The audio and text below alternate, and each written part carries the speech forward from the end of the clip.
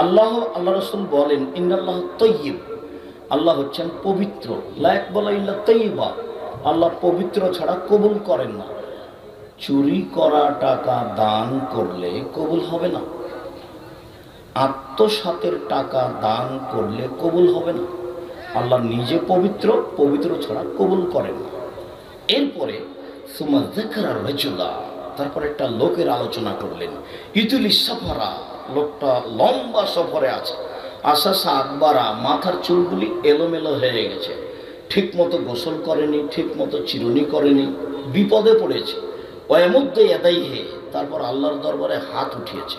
হাত উঠিয়ে বলছে ইয়া রাব্বে, ইয়া রাব্বে, হে আমার প্রতিপালক, আমি বিপদে পড়েছি, তুমি আমাকে উদ্ধার করো। তখন আল্লাহ রাসূল বলছেন মাতামু হারামুন, তার খাদ্য আছে হারাম। মাশরাবু হারামুন, তার পানি আছে হারাম। মালবাসু হারামুন, তার পোশাক আছে হারাম। অগজিয়া বিল হারামে, তার জীবিকা নির্বাহ হারাম। আন্না ইস্তাজাবুল্লাহ, তার দোয়া কি করে কবুল হতে পারে? তার দোয়া কবুল হবে না। রুজি যদি হালাল না থাকে তাহলে ইবাদত কবুল হবে না। হাদিস বুখারী মুসলিম। এখানে আরেকটু কথা বলিনি, এই লোকটা বিপদে পড়েছে, এর দোয়া কবুল হোক, এর তিনটা কারণ আছে। তিনটা কারণে দোয়া কবুল হওয়া উচিত। এক, হাত তুলে দোয়া করছে, হাত তুলে দোয়া করলে কবুল হয়। খালি হাত ফিরে দিতে আল্লাহ লজ্জা পান। আইয়ারুদ্দা ইলাইহিমা সিফরান, আল্লাহ তাআলা তার কাছে খালি হাত ফিরে দিতেন লজ্জা পান। আব্দুর রাজ্জাক সাহেব, তো আমরা যে সালাতের পরে হাত তুলে দোয়া করতাম সেটা কি হলো? ওটা হলো জামাতবদ্ধ, দলবদ্ধ, ওটা সুন্নাতের বিপরীত, তার নাম বিদআত। হাত তুলে দোয়া করা ব্যক্তিগত ব্যাপার। দোয়ার বইটা আমি কতদিন আপনাকে পড়তে বললাম যে 42টা সহিহ হাদিস দেওয়া আছে হাত তুলে দোয়া করার, তার 36টা খালি বুখারী মুসলিম থেকে পেশ করা আছে। 16টা স্থান উল্লেখ করা আছে কোথায় কোথায় হাত তুলে দোয়া করতে হবে। আইনে রাসূল সাল্লাল্লাহু আলাইহি ওয়াসাল্লাম দোয়া অধ্যায় আব্দুর রাজ্জাক বিন ইউসুফ, আপনাকে আমি নিয়ে পড়ার জন্য অনুরোধ জানিয়েছি।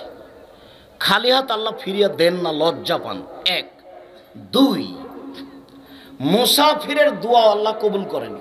যে বাড়ি থেকে বের হয়ে গেছে, যাবে ঢাকা চিটাগাং, এ যদি কোনো দোয়া করে তাহলে আল্লাহ সেটা কবুল করবেন, একথা মুহাম্মদ সাল্লাল্লাহু আলাইহি ওয়াসাল্লাম বলেন। তিন, মাজলুম, বিপদগ্রস্ত মানুষ যদি দোয়া করে, আল্লাহ রাসূল বলছেন সে যদি হিন্দুও হয়। একটা হিন্দু মানুষের এই জমিটা, আমি ধনী মানুষ, আমার টাকা পয়সা আছে, ওর জমিটার কারণে আমার একটু অসুবিধা হচ্ছিল, তো জোর করে জমিটা দখল করে নিয়েছি।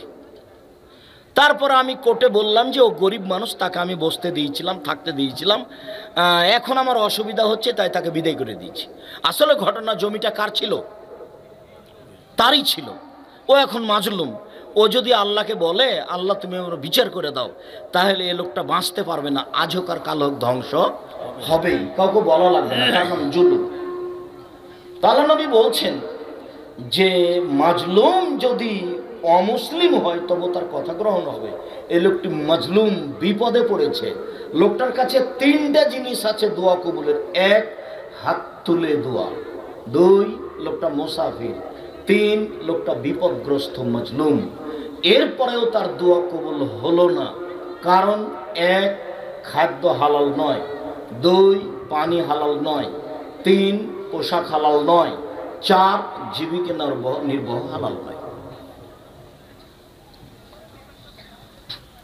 জাবের রাদিয়াল্লাহু তাআলা আনহু বলেন, রাসূল সাল্লাল্লাহু আলাইহি সাল্লাম বলেছেন, কুল্লু লাহমিন নাবাতা মিনাস সুহতি কানাতিন নার আওলা বিহি।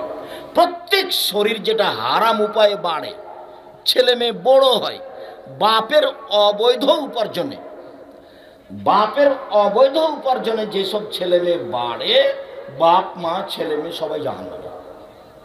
যার জন্য আপনাকে আমি বলেছি, চাঁপাইনবাবগঞ্জের ভাষাতে গমা সাপ, গোখরা সাপ আপনার বাড়িতে থাকতে পারে, বিছানেও থাকতে পারে, থাকলে দংশন করবে এ কথা নয়।